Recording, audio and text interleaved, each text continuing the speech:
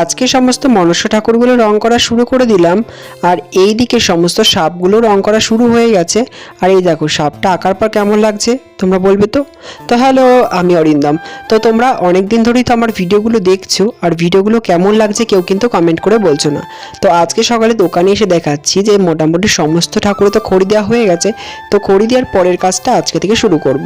তো খড়ি দেওয়ার পর প্রথমে যে কাজটা করব, আজকে সমস্ত সাপগুলোতে কালার করব। আর মা এদিকে কি করছে, মা এদিকে এই যে দেখতে পাচ্ছ একটা ঠাকুর ছিল, এই ঠাকুরটা চালিটার কলকাগুলোর রং করে দিচ্ছে। তো এটা নীল রং হচ্ছে। আর এই দিকে দেখো সমস্ত ঠাকুরের রঙগুলো রেডি করা আছে।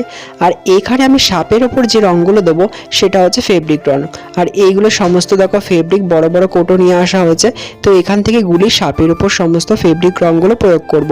আর যদি আমরা নর্মাল কালার দিই তাহলেও ভালো হবে, কিন্তু ফেব্রিক রঙটা দিলে জিনিসটা কালারটা সুন্দর হবে। আর এর ওপর যদি আমরা ফেব্রিকের ওপর যদি আমরা বার্নিশ করে দিই কোনো প্রবলেম হবে না, কিন্তু নর্মাল রঙের ওপর যদি আমরা বার্নিশ করি তাহলে কিন্তু আমাদের এরপর অ্যারোড দিতে হবে, তারপর বার্নিশ করতে হবে। এই জন্য নর্মালভাবে এই ফেব্রিক রঙটাই দিয়ে দিচ্ছি।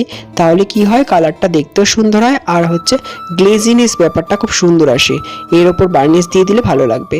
আর এই যে দেখতে পাচ্ছ সাপটা রং করা হয়ে গেছে। আর এইদিকে মায়ের এই চালিটা রং করা হয়ে গেছে। এরপর আমি এইখানে ঠাকুরটারও সাপটা রং করে দিচ্ছি। আর এইখানে কাস্টমার যেটা ছিল তার ডিমান্ড ছিল, বা তাদের বাড়িতে যেটা পুজো হয় সেটা হচ্ছে গোলাপি সাপ।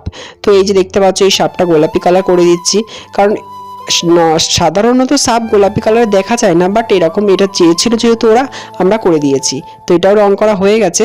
তো ফার্স্ট লেয়ারে এই রংটা দিয়ে দেওয়ার পর তারপর কালি দিয়ে এই সাপটা এমন করে কেটে দিয়েছি।